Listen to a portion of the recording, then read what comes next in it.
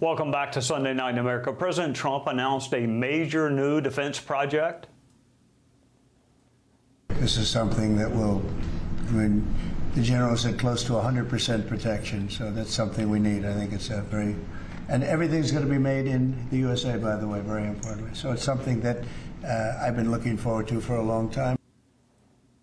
This missile defense system would seek to protect the U.S. from enemy air assaults. The project is expensive, but not nearly as expensive as a nuclear strike on our homeland. Tomorrow, we honor those who paid the steepest price of all for our freedom. Veterans Day is for those who can hear us. Memorial Day is for those who cannot, because they gave their lives for our liberty and our country.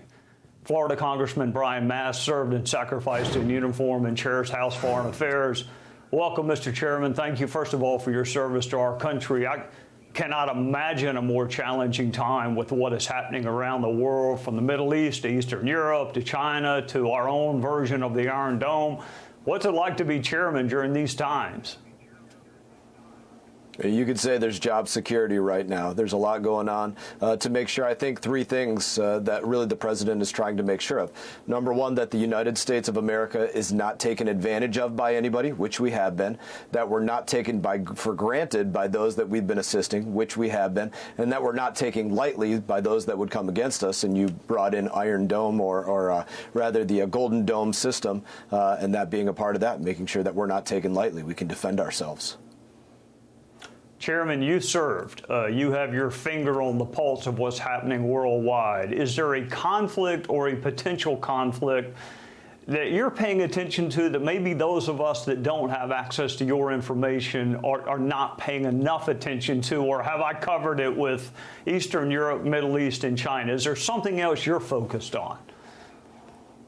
I think the way to look at that is very specific and important. The term axis of evil has been used many times in history, and you have to look at that as exactly that. When you have Putin in Russia and Xi Jinping, and you have, of course, the Ayatollahs, and you have Venezuela, and you have all of these put together. You're Russia, China, Iran, North Korea, and you layer on top of one another the way that they're working with one another, the way that they're buying and selling energy from one another, giving weapon systems, whether low-tech like drones or developing high-tech such as hypersonics together.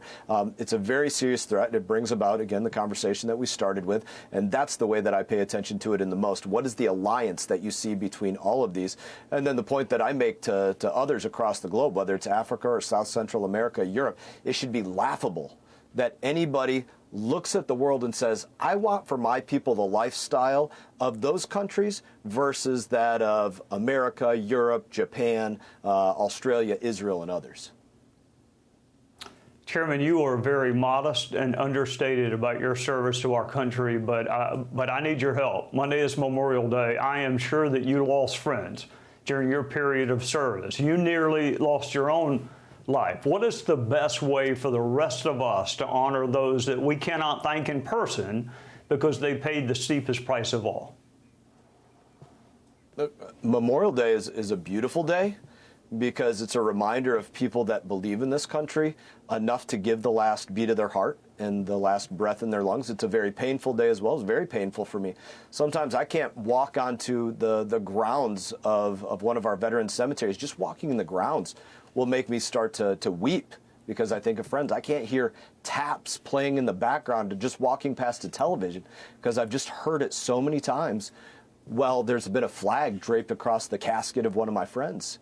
And so I would ask people to think about that sacrifice, that ultimate sacrifice that was made, and to think about how you help somebody to live on, how you help a hero to live on forever.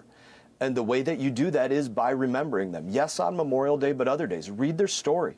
Think about that person that a road or a school is named after in your area, or that family member, and speak their name and tell other people about them and what they did so that that person's legacy inspires the next generation to believe in this country as much as they did. That is a beautiful thing for all of us to remember, Mr. Chairman, and I will leave with this. I love serving with you.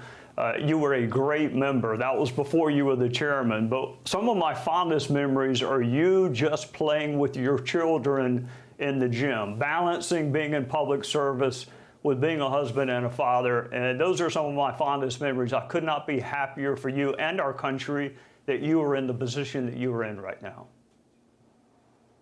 Thank you, Trey. I really appreciate it. And if I could give you one more comment on that, it's simply to say, you think of all those families on Memorial Day, what would they give for one more minute with their kids? You know, one more hug, one more word, one more anything. And that's the perspective you got to take.